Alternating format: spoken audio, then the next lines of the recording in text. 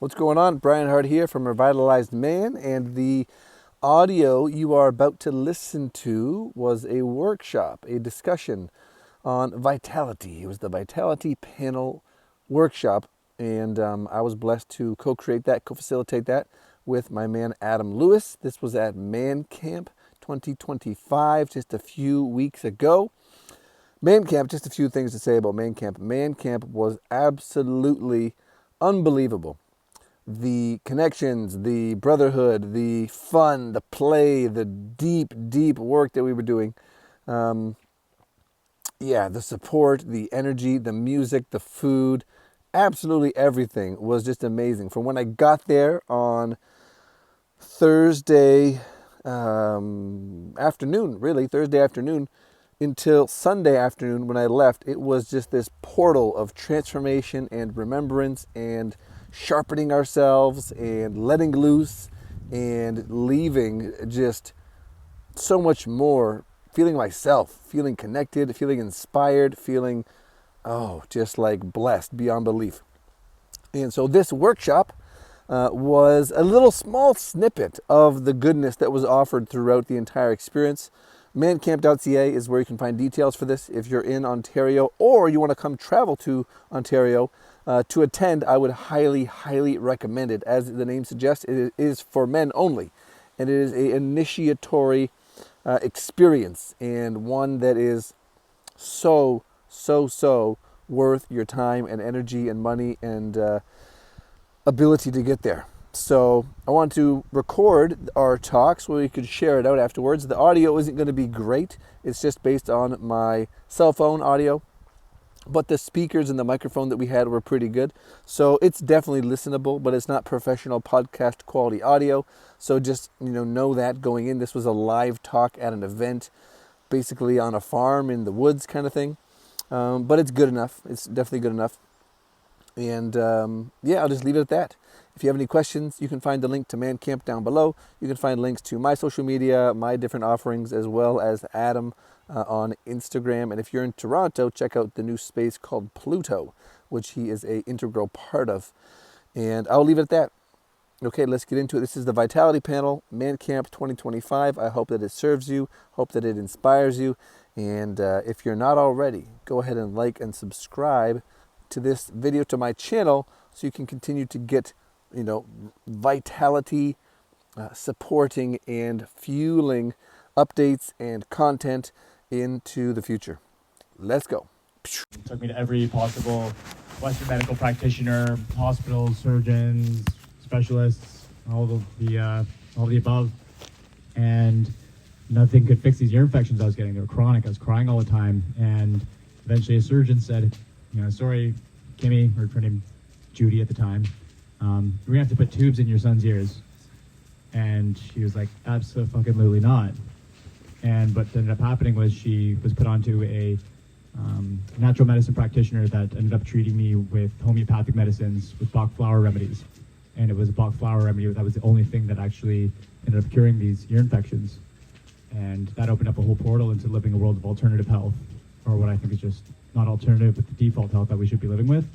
So I've literally lived in embodiment and teaching, and through my career as a professional sprinter, now I consider just as a life athlete, always coming back to how to cultivate energy, vitality, and look after ourselves, mainly through natural sources, because probably my greatest learning and teaching in form of embodiment is coming back to the true power we have when we harmonize and optimize ourselves with the natural world, knowing that we are not separate from nature, but we are a part of it.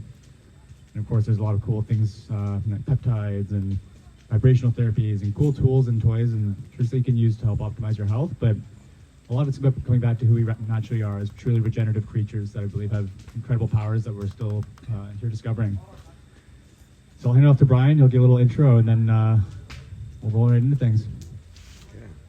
Thank you, brother. Thank you for that story. I had no idea. Bach flower remedies to the rescue.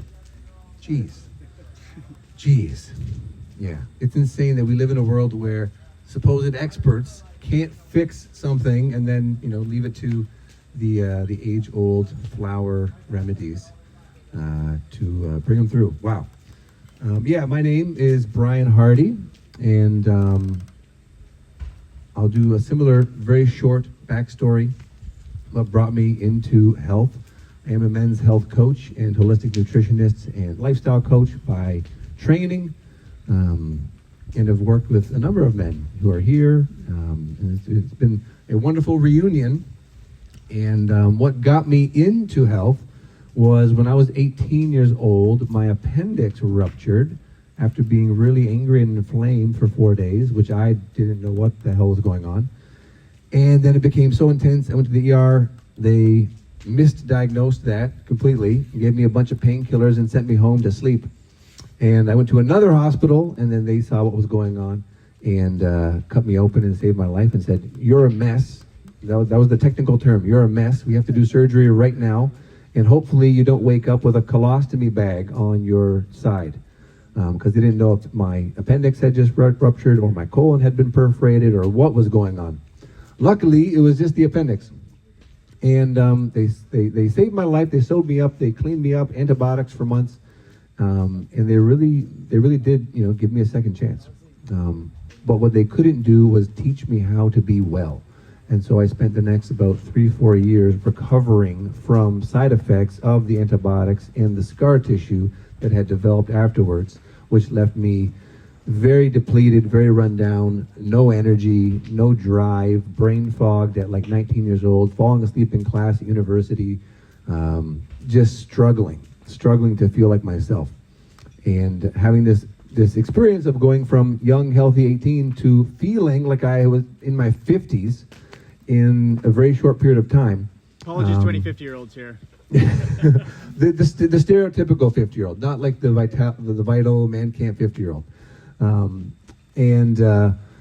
It was an eye-opening experience, and it taught me that this life is fragile and precious, and that there was a whole lot I did not know when it came to the body and this condition I had created inside myself unknowingly.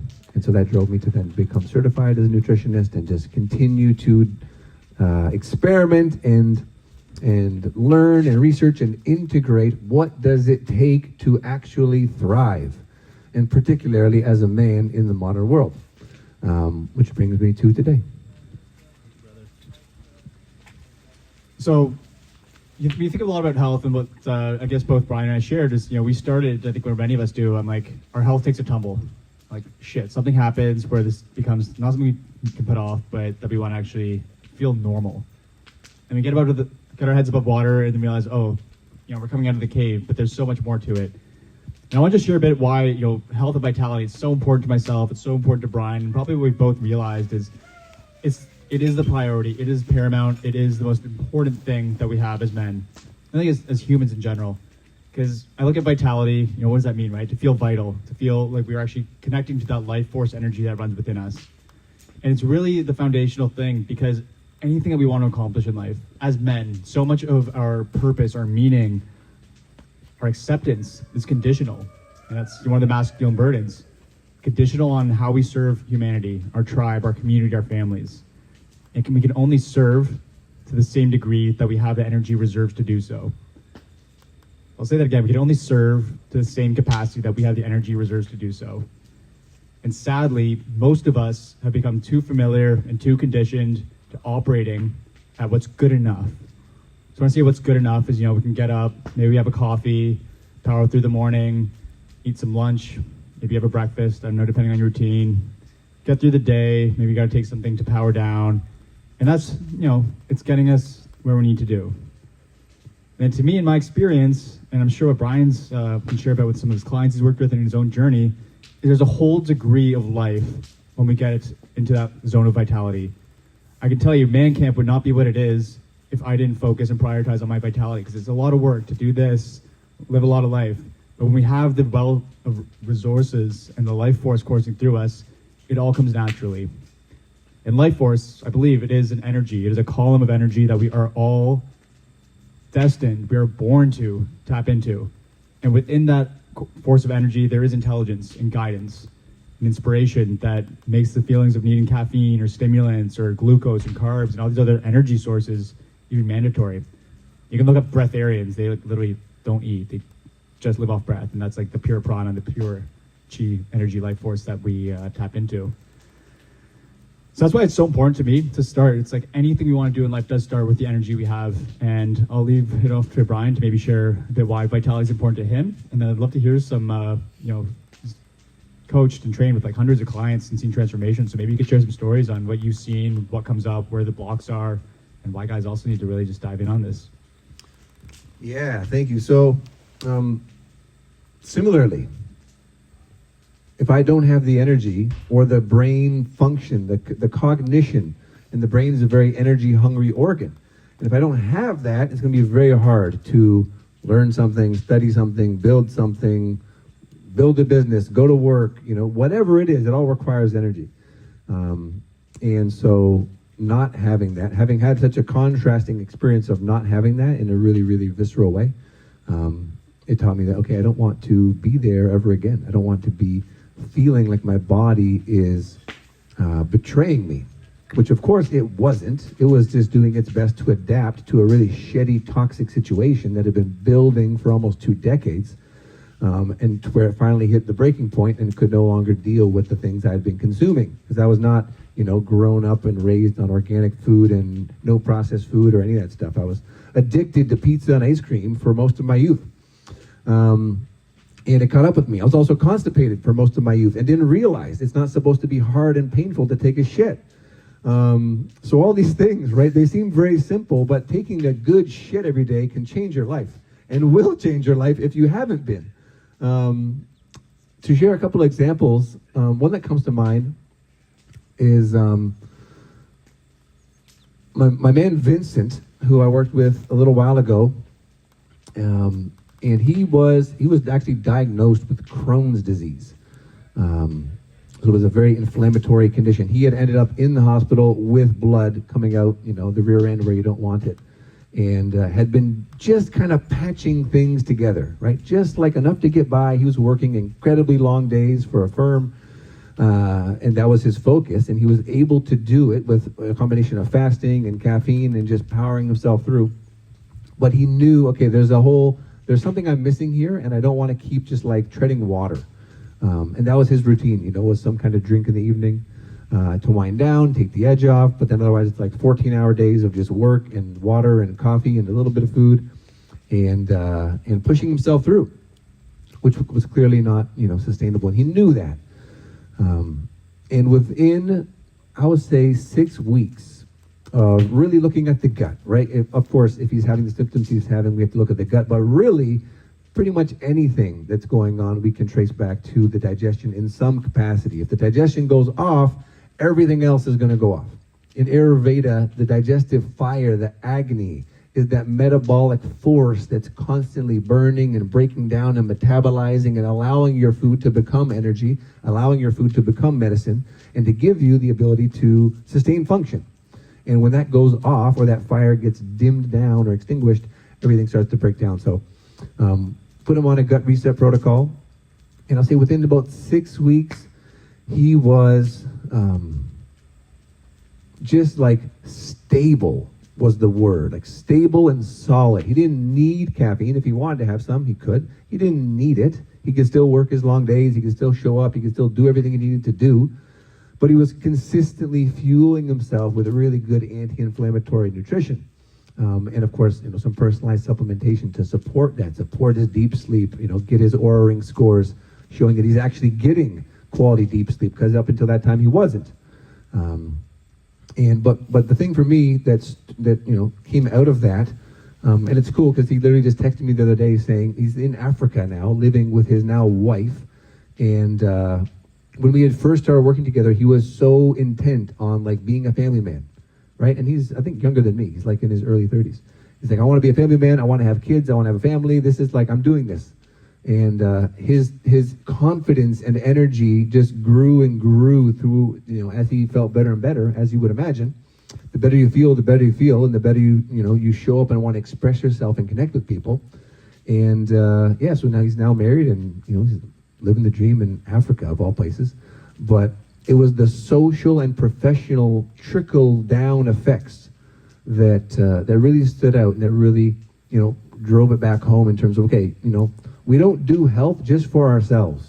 right? We're not here to just like look good and, you know, take pictures on Instagram and be like, you know, health influencer, whatever type of people. Nothing against them, but, you know, that's not really why we're here. Health is just the means by which we actualize our potential and fulfill our mission, and show up and enjoy the, you know, amazing gift that is this life. Yeah. Yeah, it's really great anecdotes there. And, you know, Brian mentioned gut health, which is a whole, like, dimension you can go so deep into, from fecal transplants to probiotics and beyond. So I think at the end, maybe we'll just give some, like, light actionables. But the baseline that, you know, we really covered here is just the importance of vitality, right? Like, think of it as your gasoline in the tank, your life source, that energy to take on the world. So really cultivating that baseline of energy to embark into the world really is that priority. And the second thing I really want to get into, you know, you touched on families, you know, guys that are, like, once they have that stuff cleared up, they move into that next chapter, that next mission, whether it's starting a family, starting a company, just that fuel for transformation, for initiation into that next stage. And the family one's big for me. You know, I intend on starting a family next year. I got engaged this summer, and I know there's a lot of, you know, new fathers, soon-to-be fathers, and fathers here. Maybe get a show of hands of any of you that are dads, soon-to-be. Sick. So, quick story. I just like nerd out on this stuff all the time with people. So when someone has good shares, I like to listen in. And my friend was a new father, and I was like, "Cool, man. Like, what's keeping you up at night? Like, apart from the crying child, like, what do you see as any threats or opportunities?" And he said, "Adam, like, what I'm most concerned about are child predators, kidnapping, and like losing my child." I was like, "Shit, I didn't see that one coming, but that's real." And now that's sort of in my seed of consciousness as, yeah, that's a real thing, not to take lightly. And he went on to tell me, he said he was like, went studying, watched a bunch of documentaries and interviews on where these guys with like detectives would be interviewing child predators. And I think it was across over 100 different interviews. The question was, what do you look for in a target? So what does the predator look for when picking their target abductee? And one of the most dominant answers was a weak father. So a weak father in the family was the primary indicator for an opportune abductee. So that's why this is so important to cultivate not just our energy and our vitality, but one thing I'd love to focus and follow up on with vitality is a healthy sense of testosterone metabolism in men. And for context, men today, on average, have the average testosterone levels of a 7-year-old back in the 1960s. So there is no joke when I say this. There's a complete war and attack on men, our vitality, and our testosterone. And a lot of the reasons can be quite obvious when you think about what functions testosterone has in our body. Apart from, and it's like to dispel some myths, it doesn't make you aggressive and mean and, you know, some of those, maybe those steroid memes that we've been plagued with. But what testosterone really does, it helps mobilize that vitality in the right direction. So, you know, there's been a great study that I saw the other day, which said men with healthy testosterone levels just are far less agreeable than those with lower levels. So what that means is not that you're just stubborn, but you won't just be a follower. You're not weak in the way that information is presented to you, that you just accept it. So willing to take authority, leadership, and direction for our lives, to not just say, I'll do what I'm told, but really think of that. How do we self-lead, and how does this fall into the context of my own life trajectory? So next time the government tries to pull a COVID or something on us, we're not going to just be like, yeah, I'll stay at home. It's like, no, that's fucking wrong. And that's what we need to be as men in this society, as pillars of truth and direction. And we need to do that starting within, where it does come from identifying these threats and saying no when something's wrong. There's no other reason to do that. It's really, that's our role as men, is to be these pillars of stability, of truth, independence for the families, the communities, and all those all around us. And another thing I really love about optimizing for testosterone is it gives us a new lens on the world. So we can feel, when we have those energy reserves, again, that fuel in the tank, testosterone, it then gives us more confidence to embark into the world. So it makes a challenge feel less intimidating, and the world starting to feel like less of a threat and more like a playground. Because it's not actually intimidating to confront on the challenges and the obstacles and the opportunities, but it actually is something fun. It's a demonstration of our life and our purpose. So Brian, maybe you can share any learnings that you have on optimizing for testosterone, tools, tips, tricks. I love supplements. You brought some pine pollen, which maybe you could speak to the benefits there, and anything else that you like on that topic. Yeah, thank you. And such crucial points. Yeah, I would wish, that experience of losing a child or a child being preyed upon. I would not wish that on anyone. And yet, as you said, it's a very real thing. And, you want to be ready. And even have your presence be the deterrent, right? Which it sounds like it very easily can be. One thing that you sparked for me was another anecdote I had heard, which was that the more testosterone you have in general, the more pain can be pleasurable. So a hard workout, the guy who has a lot of testosterone, or healthy testosterone, who goes and he pushes himself in the gym or in the martial arts dojo, he literally has a different, more pleasurable experience than the man who is struggling, who is at subpar, who is, depressed and can't really get himself going, who subjectively would experience that pain as just more pain, right? There's not really a payoff. Whereas nature, in its wisdom, has built into us, when you're well, when you're charged up, when you got your hormones in sync, you're going to actually derive pleasure from these really survival enhancing experiences that otherwise, the little inner bitch would be like, no, don't do that. Save your time. Don't work so hard, right? Don't fight so hard, whatever it is. That voice could talk us out of it, which would, potentially be catastrophic in an evolutionary perspective or situation. Pine pollen is fantastic. Shout out to Dean Constantine, a fellow Canadian. He's currently in Greece. He used to run this company called Vitaging. And he started it because he wanted to support men who were depleting themselves through excessive masturbation and porn addiction. So he became a real student of, in a herbal adaptogenic sort of a way. How do we bring that stuff back into the body and replenish our qi, our jing, our shen, the traditional Chinese medicine view of things, these really crucial energies that we have. And that we can waste, and that are being wasted or depleted because of a modern lifestyle in many cases. So he developed this company, some amazing things, and when he had to shut it down, unfortunately, he wanted to, get rid of the excess stock that he had. So I inherited it and have brought, I believe, enough bags for every man to have one.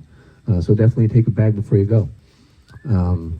But pine pollen, think about this. So the pollen of the pine tree is kind of like if pine trees had semen. It's kind of like that, right? ManCamp. It's kind of like that. And so it also contains phytoandrogens, phytotestosterone, plant-based testosterone. Most of us are familiar with phytoestrogen from soy and lavender and flax and these kinds of things, and many of us would avoid overconsumption of those things. Hops also. Terrible source of phytoestrogen. So if you're dealing with a beer belly and you like your beer, just cut out the beer and the belly will probably go with it. I can't guarantee that, but if you want to talk more in depth, hit me up. So phytoandrogens, the pine tree in all of its glory. And every part of a pine tree is basically medicinal, from the bark to the sap to the needles to the pollen. And so when they come out in the spring and release the pollen, it has a ton of vitamins and minerals and these phytoandrogens, which don't disrupt your natural ability to produce testosterone. It's not like you're taking a synthetic testosterone or even a bioidentical in terms of hormone replacement, which could, if you don't balance things right, shut down your testes' production of natural endogenous testosterone. So this is a herbal sort of booster that's going to leave you better off and not depleted. And it's very safe to put into food. Apparently in Asia, they use it to fortify a lot of foods. They'll put pine pollen into things just, because it's very mild in its taste. They just put it in, to fortify the food and put more goodness in that food. So that's the pine pollen, fantastic herbal tool when it comes to testosterone. And anyone who wants to take a deeper dive into testosterone beyond just what we can cover today, just hit me up and I've got some free things I can point you towards. Or we can, sign off with that when we close here. And if you have questions, hold your questions. The other piece is that when it comes to testosterone, when it comes to most things in terms of getting ourselves feeling better is so much easier and more important in most cases to just stop doing the things that are definitely not helping. Before you get so obsessed with, I'm going to take the peptides and I'm going to shine the red light on my perineum and I'm going to do squats, 5 times a week to get an androgenic response. All those things are fantastic. And if you're eating like shit and you're not sleeping and you're dehydrated and you're, jerking off the porn and you're on your screen 15 hours a day, it's not really going to help, right? So you got to stop doing the things that are draining you and then start introducing slowly the things that are going to really build you up and allow your body to rebound and rebalance and regenerate the capacity that it had and that it has and that it was designed to express, because we're definitely designed, I believe, to express vitality. That's like the natural state, right? Barring some sort of injury or infection, nature is that. Like you look at like a wild animal, they're fucking jacked and agile and they can jump over fences and do all kinds of crazy stuff that we would, it'd be like the professional athletes of humanity would be the only ones that are capable of such things. And yet it is, inside all of us to a certain degree. Did that spark anything for you? Yeah. Were you picturing a gazelle by any chance for such animal, or Definitely like a deer or an antelope of sorts? Yeah. Okay. I was picturing. That's what I got. So I totally echo that. Having really I spent time as a sprinter, so I was obsessed with how can I take 100th of a second off each performance in 100 meters. And I tried every supplement, all the diets, all the crazy weird things that some of which carried through, but the ultimate learning was actually it's what can I take away rather than what can I add to achieve this regenerative vitality. So I think Brian touched on some of them, but things like microplastics, things like shitty fluoride in our water, and like a lot of chemicals in city-based water that's actually extremely xenoestrogen. So it's chemical-based estrogens that are in our water systems. Poor sleep, so sleeping in shitty environments. These are the threats that we need to address first before we think we can out-optimize it, out-supplement it with pine pollen's rad, but if you're not covering the basics, it's probably not going to really move the needle. So I'd actually like to open up to the floor, give you guys a second just to check in with yourselves and think what threats exist to your testosterone, to your vitality and health. That's one thing you could take away, or one thing you want to learn more about. So let's let you think about maybe your week to week or day by day routine. What's something that I think we all inherently know within? It's this is probably some self-sabotage behavior. Being stagnant. Stagnant. Yeah. Fast food. Fast food. Fast porn. Fast porn. Yeah. Taking a job you hate. Taking a job you hate. Yeah. Staying up too late. Oh, yeah. Those late nights. Yeah, Blue light. Blue light. Yep. Someone said caffeine over there. Caffeine. Yeah, caffeine. Out of balance. Unconsciously blowing your load. That's the fast porn, probably, right? Who here was at Yanchev's workshop earlier? Yeah, right. I think we're all on that tip, right? We know there's that life force that we want to retain, that semen. That I think of it as an energy, right? That is that which wishes to live and carry on through us, where we become vessels for that energy to pass on, and that cultivation, retention of it instead of releasing it is how we actually do first and foremost cultivate that sense of energy. So some great stuff you guys mentioned there. The stagnation one's really big too, and I think a lot of us that live in more sedentary, perhaps city-based lifestyles, we can find ourselves sitting for 6, 7, 8 hours a day, not really moving, and just think of that as stagnant energy. Even a river, right? It's just pulled up, nothing's moving it. It's actually hard to get it moving again. But energy, again, another principle, I'll say this 3 times: energy wants to move. Energy wants to move. Energy wants to move, and we are living bodies of energy. Whether there's the energy that goes in and metabolizes and comes out, our thought forms our energy. It's why the inner work that we're doing is so important. Where you hold on to thoughts, those manifest as disease or ailments in the physical body. So we need to talk them out. We need to breathe them out. We need to sometimes fight them out and scream. That excavation of stagnant energy allows it to move through, and then so too comes the energy that we want in the rest of our lives. The blue light and the late nights, why that's so sabotaging? Because sleep as a critical function for healthy testosterone and vitality. And sleep's an interesting topic too. I've seen theories that it's also there's big pharma and stuff, and there's big sleep. I remember, not so long ago, I used to power down, get into bed, close my eyes, and fall asleep. And recently I caught myself, maybe 6 months ago, 8 months ago, I was like, okay, is my Whoop band charged? I'm lying to bed, I get my earplugs in, put on my mouth tape, got my eye mask on, and okay, is the room temperature good? Okay, now I can sleep. I'm like, what happened in the good old days? Just passing out and raw dog and sleep like we're meant to. So that's where I'm like, it's because those are actually just antidotes to that natural process, because we have these late nights, the blue light that's disrupting our circadian rhythm, where we are meant to rise and fall with the sun every day. And it's through that harmonizing again with the natural world that the natural processes of the body want to emerge, of real vitality, real manhood from the ground up. Anything else you want to chime in on there?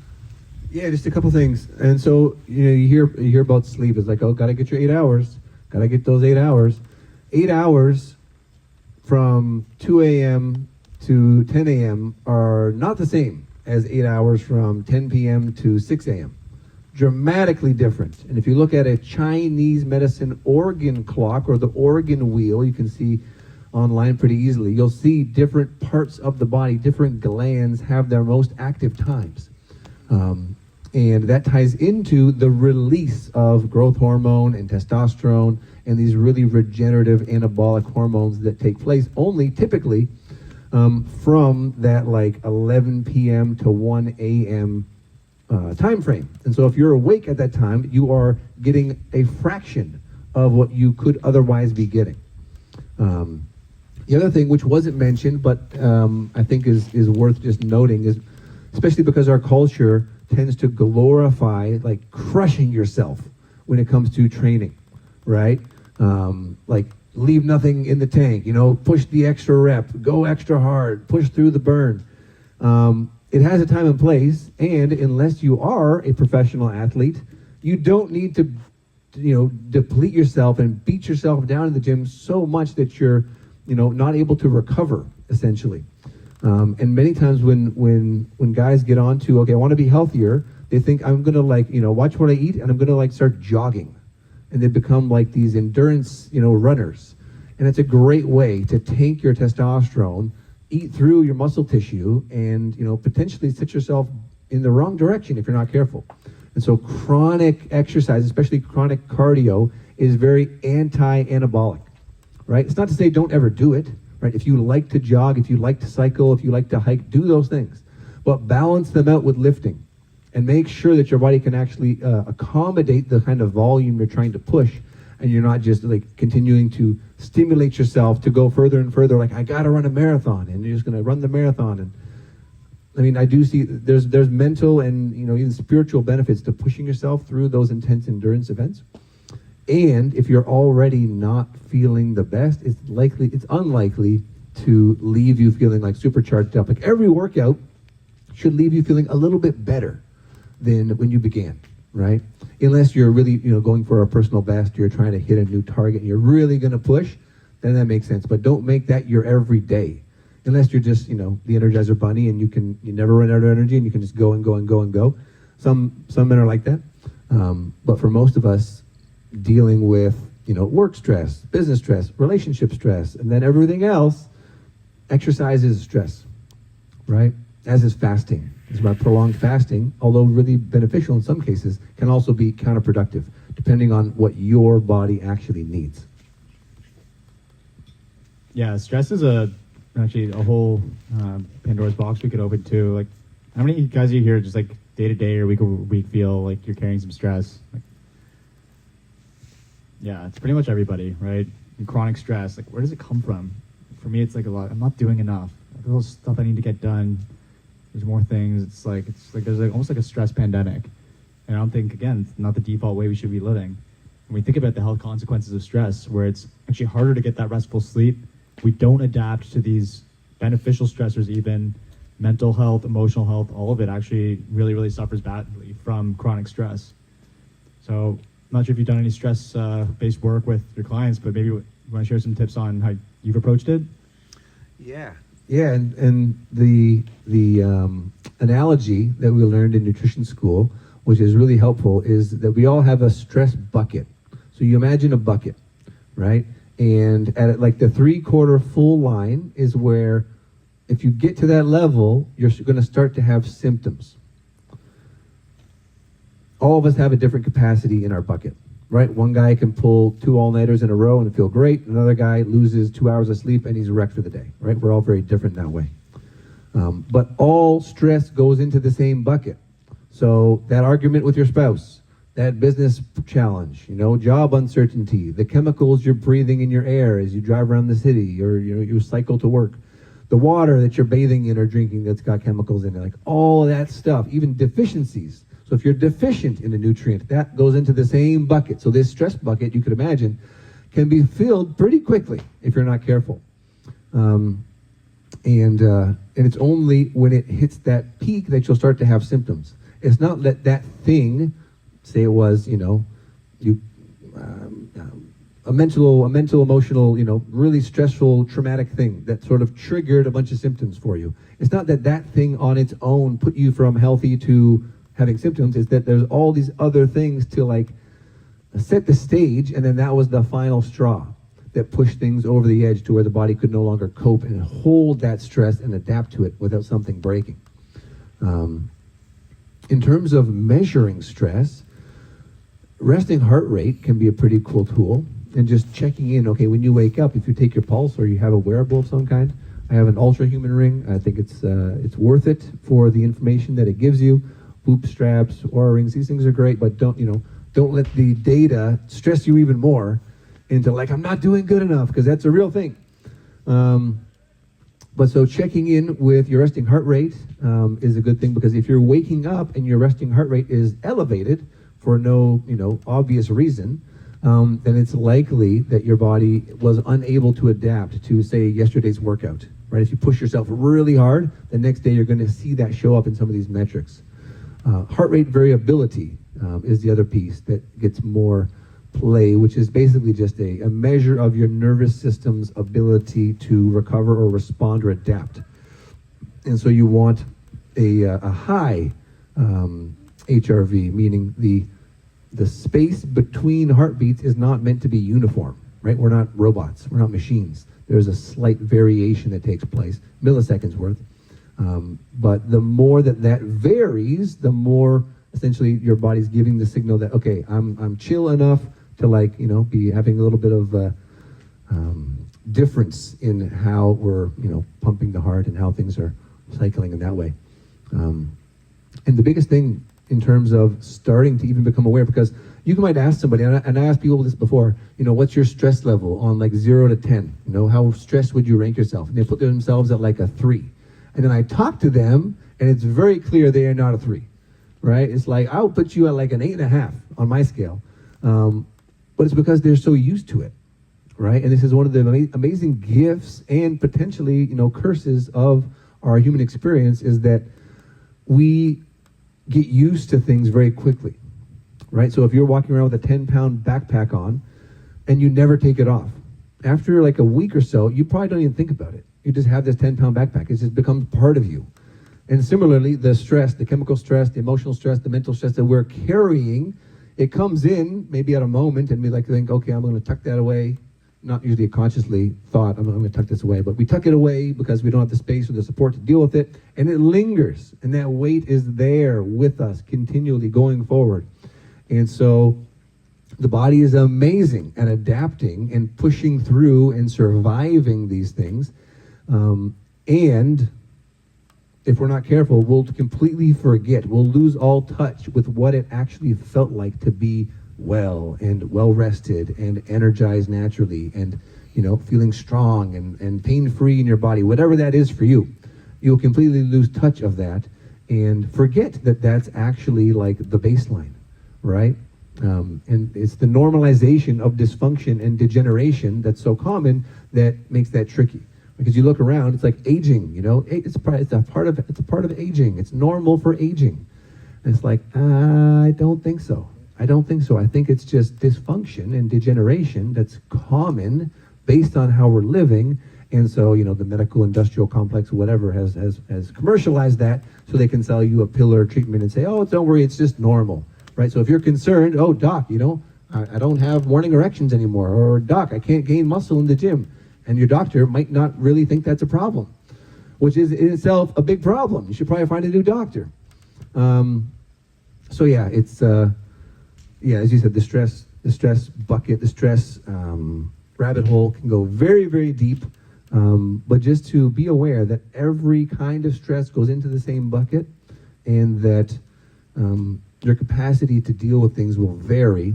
And if you feel totally, disconnected from your body, which is very common, it's easy to live in the head, and you can't sense or feel really anything that's going on, the best thing I would say to do there is to start a journal and just write down things like, say you had a particular lunch, say you had an omelet for lunch, and then your afternoon, your energy was super stable, right? If that's not common every day for you, write that shit down, because you're not going to remember, and that's good data to know, okay, this lunch worked for me to give me solid energy for the rest of the day, right? And vice versa. You go out and you have, I don't know, a submarine sandwich or something. You get some Subway on like a large pop and you crush the whole thing, and then an hour later you're sleeping at your desk, right? So write that shit down. Like, this did not work. This definitely, crashed me.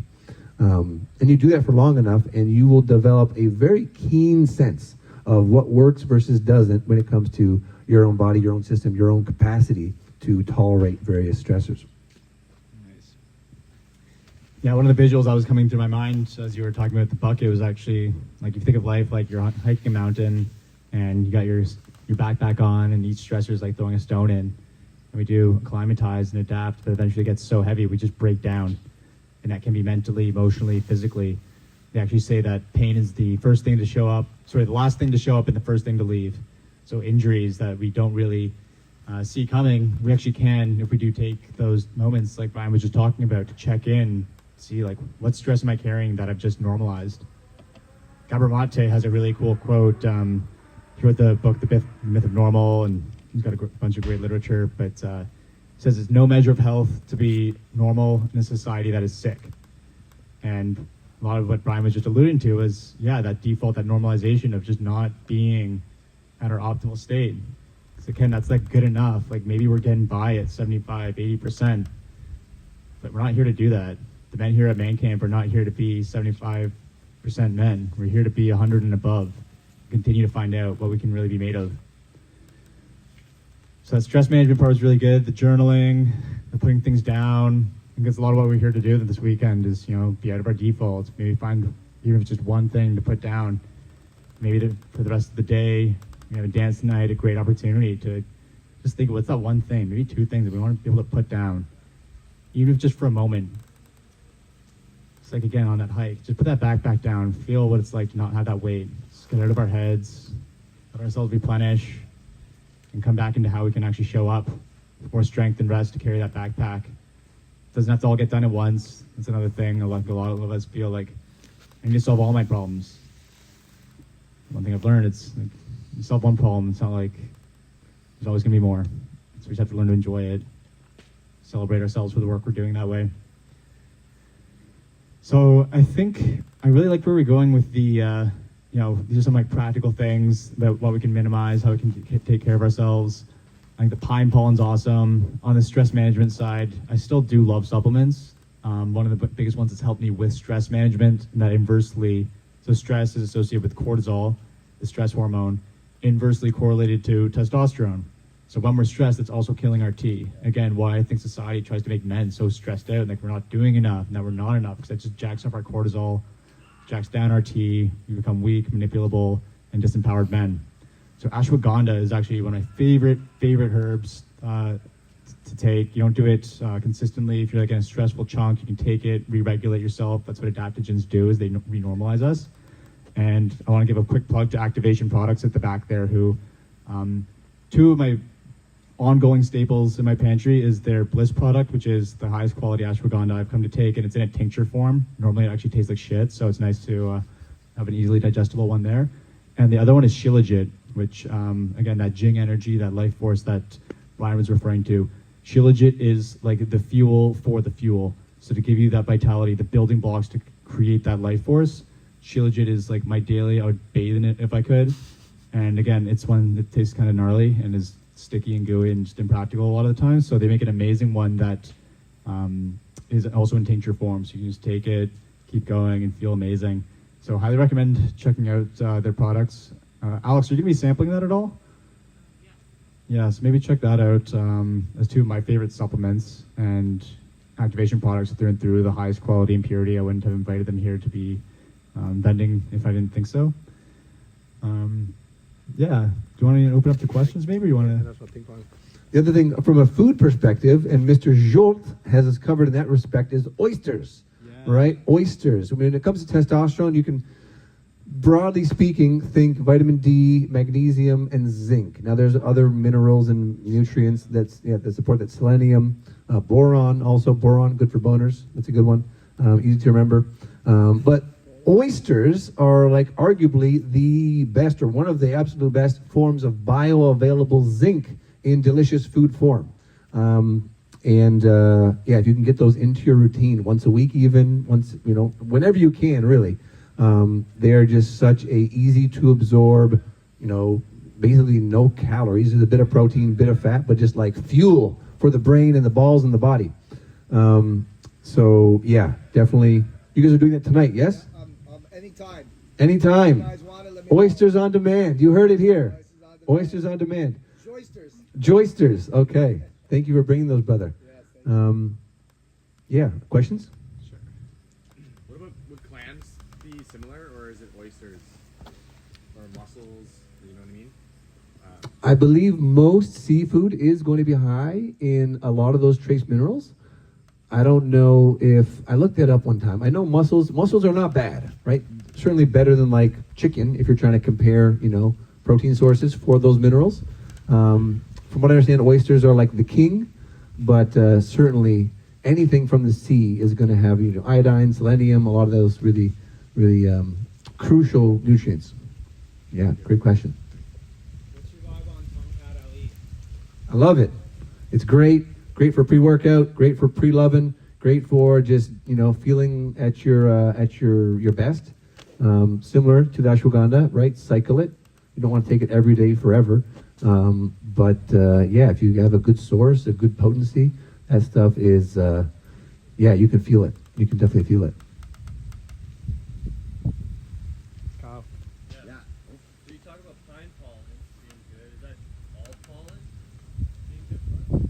Not necessarily, and one that you'll see in the health foods. Oh, yes. Oh yeah, he asked about, are all pollens good for us? And reality is no. In fact, most of the time at the health food store, what you'll see is pine pollen, you'll see bee pollen, and bee pollen is like a superfood for women, but for men it actually is one of those phytoestrogens, so it's tasty and it looks cool, but yeah, so it's like we got the bee pollen for the women, the pine pollen for the men. Because I've been cultivating cannabis, and this year I decided to let a male grow, and it puts off a ton of pollen, right? So I'm just eating all the pollen sacs as they come, thinking like, okay, pine pollen, cannabis pollen. Maybe No, I'd be careful with that.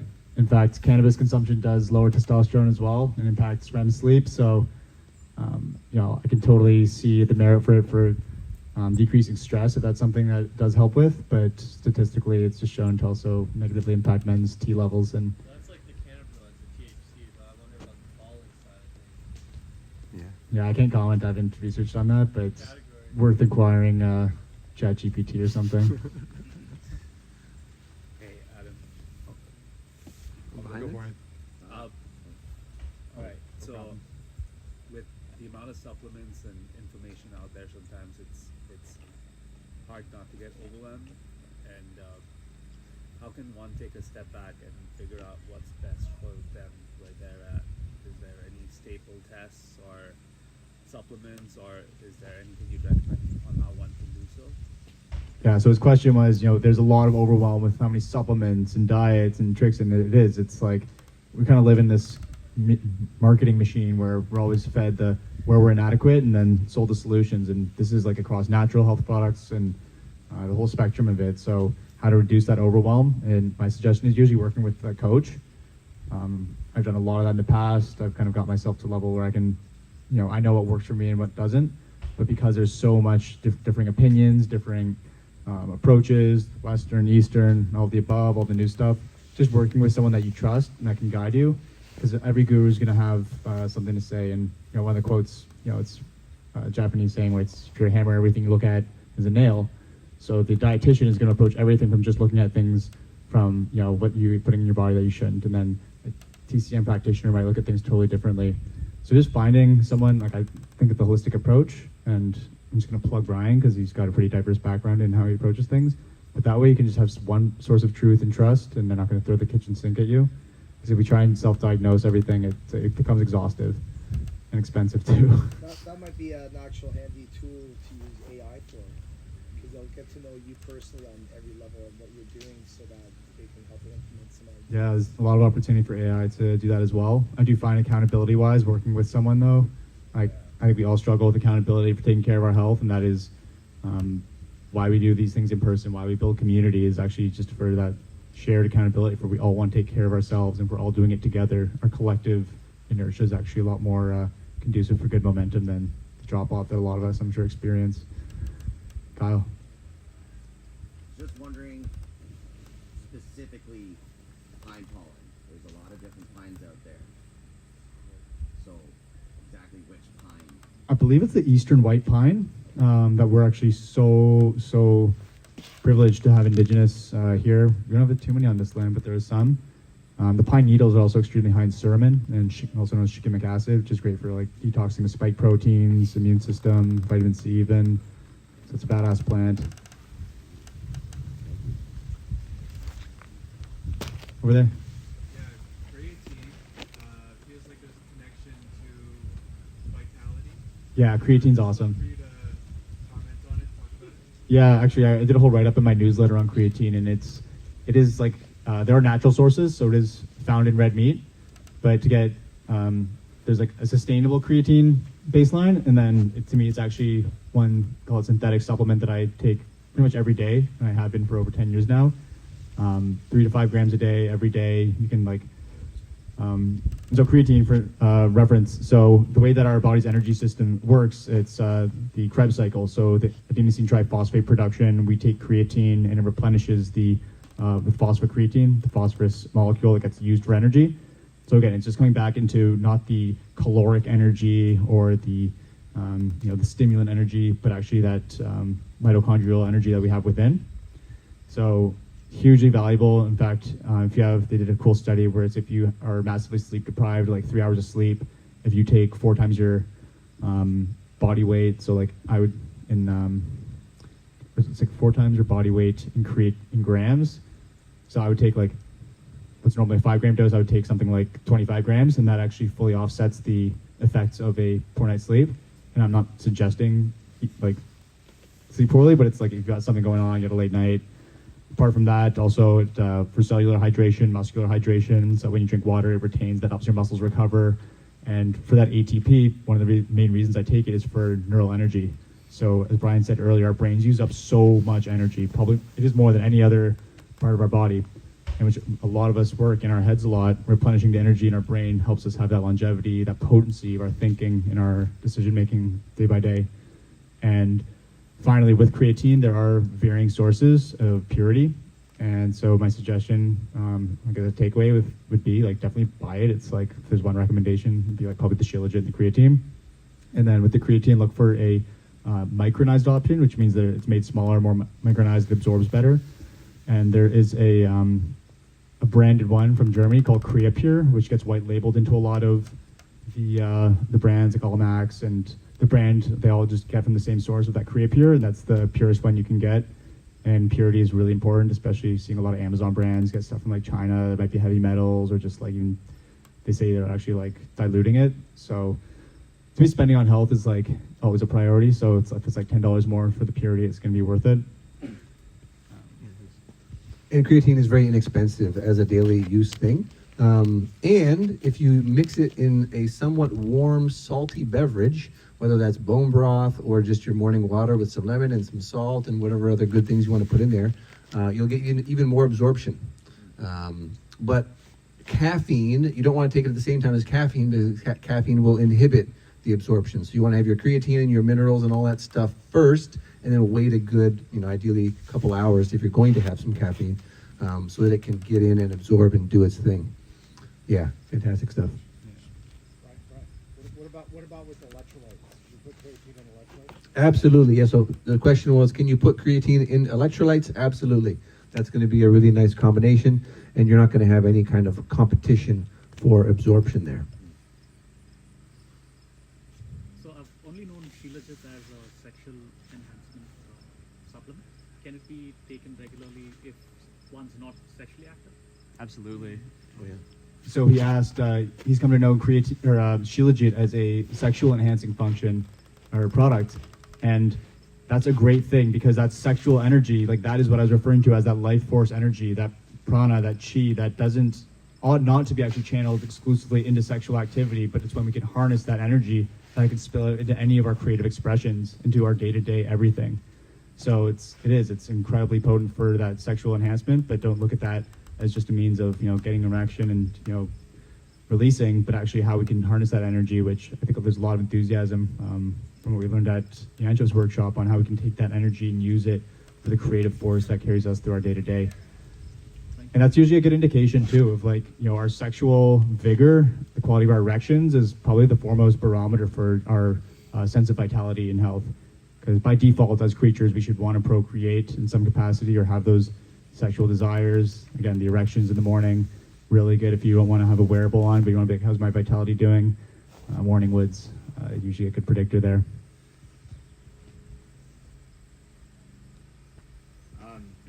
We haven't talked about maca yet. I feel like maca is a really potent male adaptogen. So Yeah. That's not a question.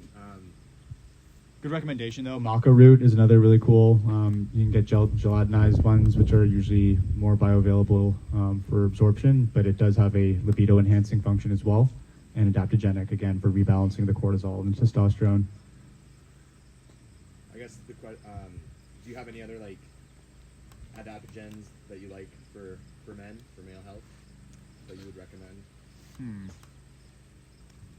Yeah, there's so many, and I actually don't want to overwhelm you guys with, because this is again one of those Pandora boxes where all the supplements come up with hypocritically, because my cabinet just looks like a full pharmacy.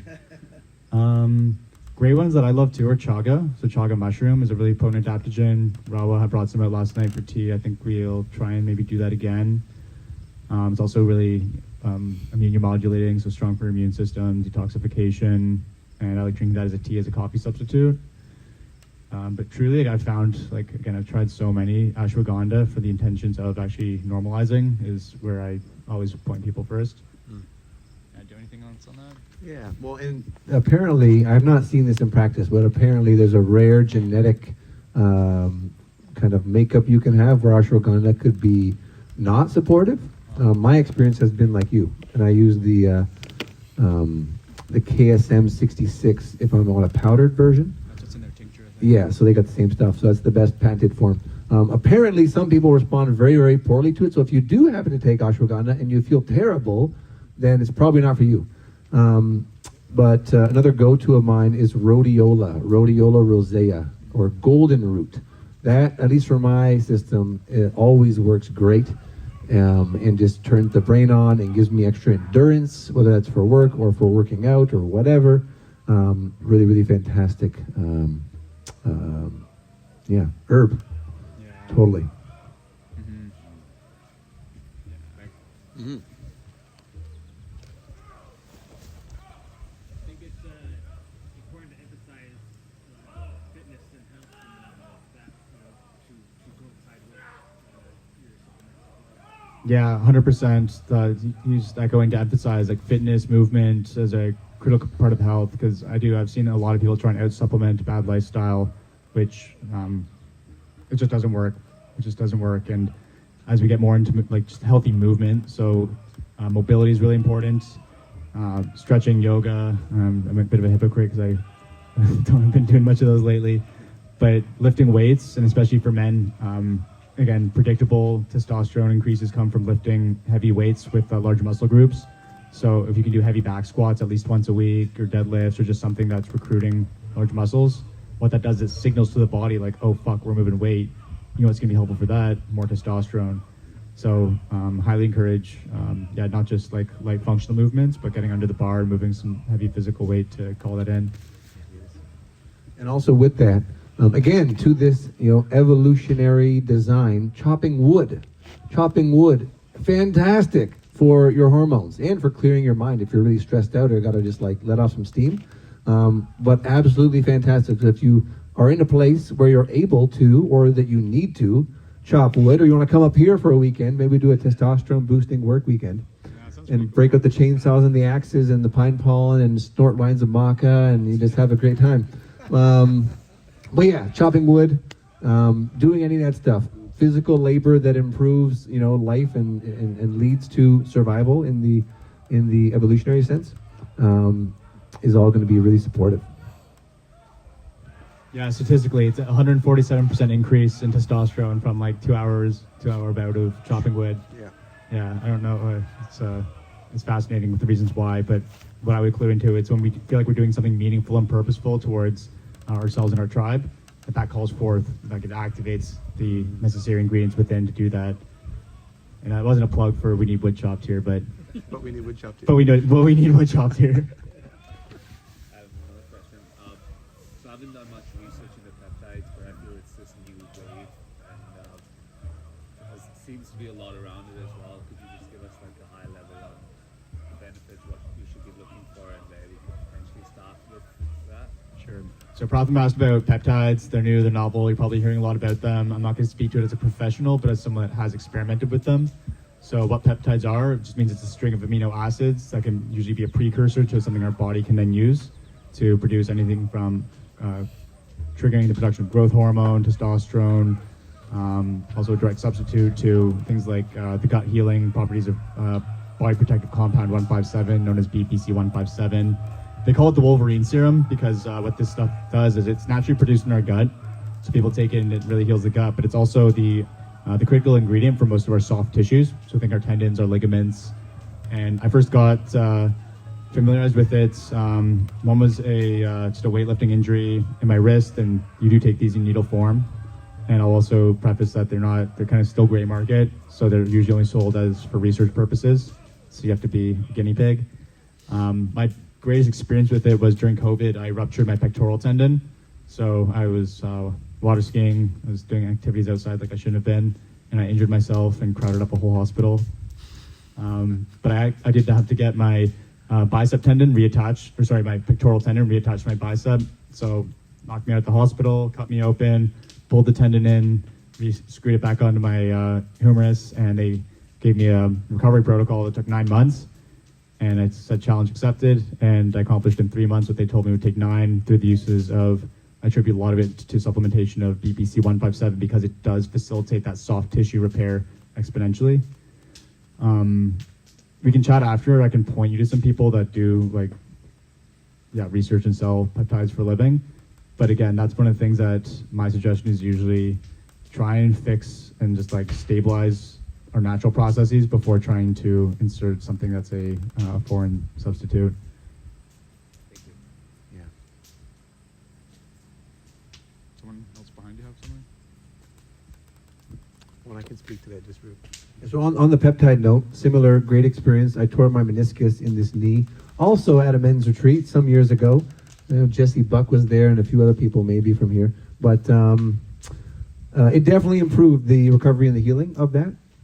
And it seems like now there are going to be more easy to use forms of this where you don't have to do the reconstitution from the powder, and it's just easier to use. There are also orally available versions of the BPC specifically for gut if that's your problem.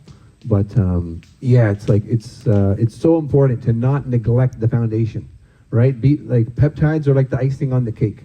But there's a whole bunch of layers underneath that we need to be paying attention to first, and will probably get us, 80, 90, or all the way there, depending on what we're dealing with. And when you've got the resources and you're just of that mind, you want to try different things and experiment, then it can certainly be a worthy experiment to run. Does grounding on the earth barefoot have any role with testosterone at all? Absolutely. So he asked, does grounding barefoot on the earth have any impact on testosterone? And it does. Statistically proven, and I'm sure, who here's heard of grounding or earthing? Okay, so it for those of you that haven't, it's literally just the practice of putting our bare feet into some natural, into the earth. And the easiest way to describe it is, we are bioelectrical beings, right? Like there are electron transport chains that move our energy. Everything we do is actually a bioelectrical process underlying. And then what happens when we are so disconnected from the Earth's resonance, which is called the Schumann resonance, I think it's like a 7.63 hertz that it harmonizes at. Again, thinking back ancestrally, that's actually the resonance, the frequency that we're meant to be at for all of these potent, natural, regenerative, vitalizing processes to function. But if we live in cities, if we just don't take any time to reground and recalibrate our electrical state, we aren't able to have those functions producing optimally. So everything actually gets dysregulated when our frequencies are dysregulated. This could be from non-native EMFs, our phones, the Wi-Fi, Starlink, all the above. So grounding is probably a more important practice than ever to keep our vitality. And how do we do it in the winter? Because it's so cold. Right? Get your feet cold, man. You can also get grounding mats and grounding sheets, and like I sleep on a grounded bed sheet, and you can have a grounded mouse pad. You can have a grounding thing under your desk. So as long as the wiring of your house isn't fucked up, which you can test with a little tester, as long as it's actually grounded, then all of those things would be fine. You can also just run a copper wire out your window and stick it in the ground if you don't want to have a fancy plug-in version. But yeah, it's fantastic. And depending on where you are, if you're in the heart of a busy city with 5G and everything bombarding you from all directions, grounding can still help. And there are other things you might want to look at for the neutralization or the harmonization of those frequencies. Because I've known people to live in beautiful, modern, custom homes, and they absolutely can't sleep. And it's because there's so much energy being pumped off, so much non-native EMF being pumped off their smart home grid that their whole system's like fried. And I've seen those people be able to sleep after they've installed one of these devices to remedy that. So that can be massive, which again, it gets back to sleep, which is like the base of the pyramid or the base of the cake. Super, super important.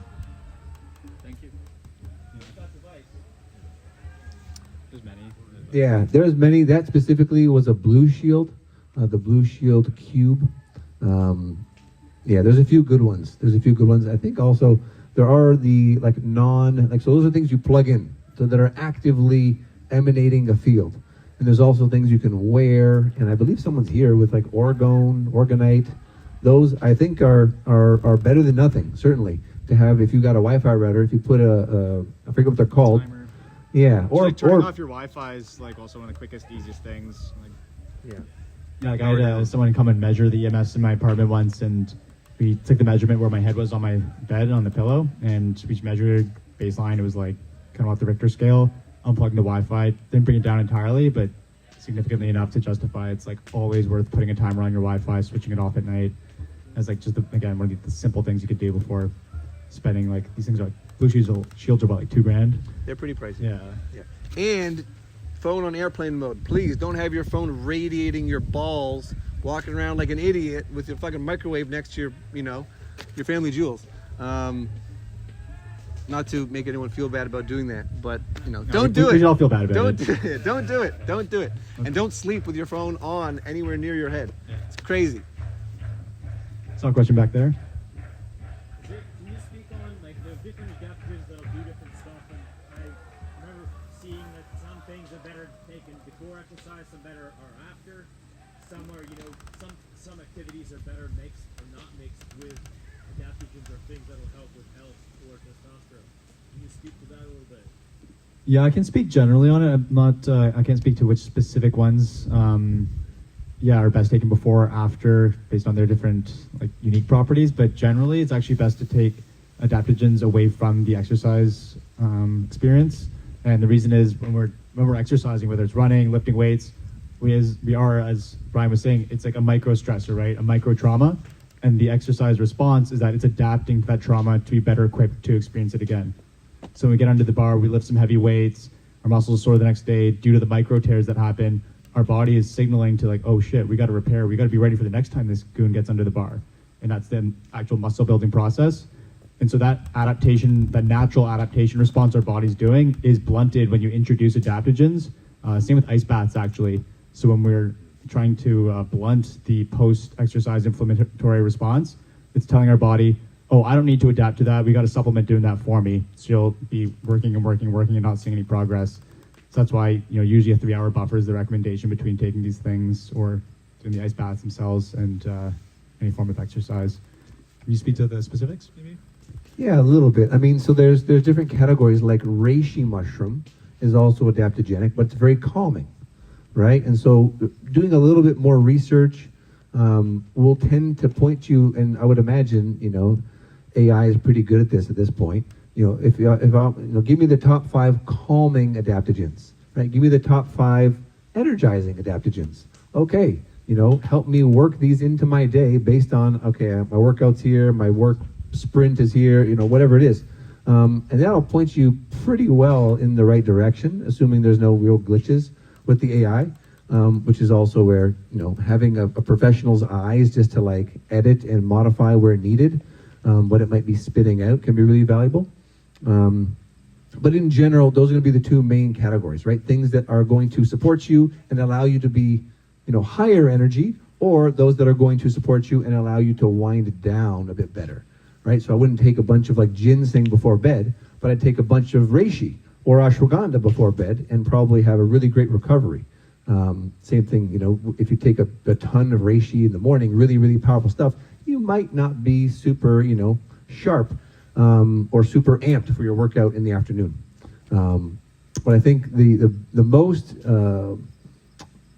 valuable thing to do there is really, and this is true of the whole topic we've been talking about, is to see your life as an ongoing video game / experiment / adventure and playing, right? Having some fun and getting curious and trying different things and experimenting to see how your body responds. That's ultimately going to be the best personalization, because we're all going to respond somewhat differently and we all have somewhat different lives. And so, the more you can make it unique to your day, your lifestyle, your goals, your health history, the better off you're going to tend to be. I think it was either a couple months ago, one of the ManCamp chats, or was your newsletter, you talked about methyl blue and the use of it. Are you still using it? How's it going with that? And is that something that the brain fog, that's still useful? Yeah, so we brought up the topic of methyl and blue, which I've written about. I've taken a lot of it, and it is a synthetic blue dye that you can take that stains your tongue blue. Maybe a quick show of hands. Do you guys know about it, or have you taken it?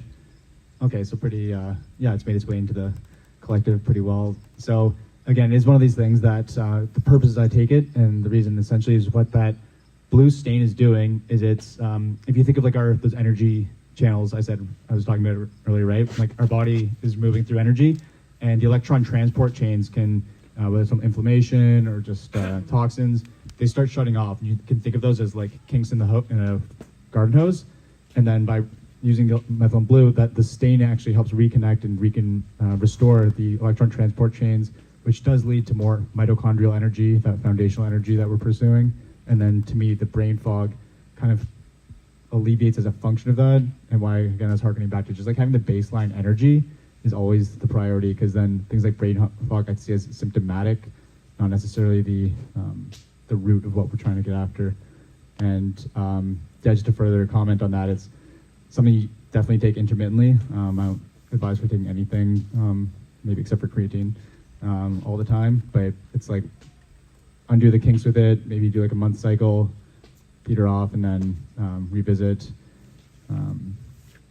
It's pretty cool stuff though. It's pretty fun staining your tongue blue, and you just gotta be careful because I ruined a couple of shirts. Well, I can, a couple more notes on that. This is the perfect example of how every body is different. My body wants nothing to do with methylene blue. I've tried it gave me a headache, and there's a really good source. And my partner, who's also a bioenergetic medium, so she can essentially talk to the body. Every time I've asked, I get a very hard no response. And like the inner biohacker in me is like, oh, I want to take it. And it's like, no, your body does not want it. So I'll do like a blue-green algae. You're still getting the similar pigments. It's from a natural source. Maybe it works better for your body. But the coolest part about that for me is that whether it's the blue pigments or the green pigments, like in chlorophyll, right, what gives plants their color, when that is in your blood and you're in the sun, you literally are like a plant. You produce direct energy without having to eat anything. So just having green and blue in your bloodstream and reacting with the full spectrum light or a red light panel or a tanning bed in the winter, which can be a game changer, will give you a noticeable boost. So I'll take like a stimulant-free pre-workout and a bunch of spirulina and then go in the tanning booth for like 6 minutes and then hit a workout. And I'm just like feeling amazing. In the wintertime. In the summertime, I'm not going to the tanning booth. And of course, if you have pre-existing skin conditions, you probably don't want to go into a tanning booth, maybe at all. But otherwise, it's fantastic. But yeah, it's such an individual thing. Such an individual thing. But yeah, anecdotally, and a lot of people really swear by the effects of these things. So I think we can start wrapping up unless there's any other dying, burning questions we got here. The closing notes I'll have is just tying it all back to ManCamp and what we're doing is I think a lot about blue zones, and these are the places around the world that have people living into their centenarian era, so beyond 100. And I think it's fascinating. It's like, why do they live so not just long, but like the quality of their lives? And it's not because they have all the biohacks and the saunas and ice baths and peptides around them, but it's because of they're living in community. And a lot of what we're here at ManCamp, as you guys know, it's really bringing community back to men, so that we don't feel like that stress and that weight of the world lies exclusively on our own shoulders, but it's a burden and an opportunity to be shared. So we can take that 1,000-pound gorilla and maybe Brian can take 500 pounds. Maybe we can disperse all that stress, knowing that we're all moving something collectively as men, as a tribe, as a culture. So that community aspect is something I really, really believe is one of the most important parts of people's health. You have a question there, Andrew?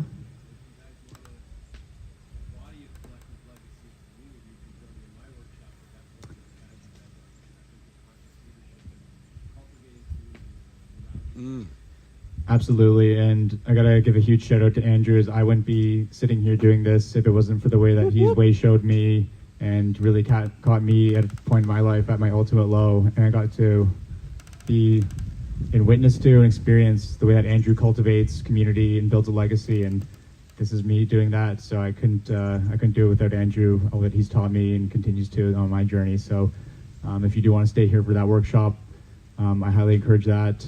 And the other thing for men's health that's really important for testosterone cultivation is actually not just being around other men, but competition and healthy competition. So that's why we actually got the archery guys out there this year. I felt like that was a missing piece last year. So there are archery lessons going on, and then followed by archery tag, which if you want to get that warrior competition on, you can go check out. So with that, I'd say just a huge thank you again to you guys, to Brian here for showing up, sharing his wisdom, magic, activation products. Highly recommend checking them out. Grab some of this pine pollen. Eat some meat later if that's on your dietary plan. If not, just continue to eat, because we are doing a lot of work and we got to replenish. Thanks, fellas. One more. Just real quick. The other thing, which I can't believe we didn't talk about, but sunning your balls. Oh, yeah. Sunning your balls is absolutely one of the best things you can do that's free. Don't do it in like a public park and get, arrested or something. Although you can, if you have the right angle and the right shorts, you can totally do that. Go commando. It's very, it's easy to do. Loose shorts, the right angle, you'll be good. But a few minutes, right? You want to just like toast the testes. You don't want to scramble the eggs. And so a few minutes, direct sun, it works wonders. Sun on your entire body, really. The testes are just more sensitive. And yeah, so the pine pollen. So I believe I have a bag for every attendee. So if you haven't gotten one, take a bag. If you want to learn more or connect, I'm of course in the ManCamp chat, and revitalizedman.com is my website. And on there, you'll find a cheat sheet, a testosterone optimization cheat sheet, which is like 26 things to do and like 18 things to not do if you want to simplify all this. So, thank you.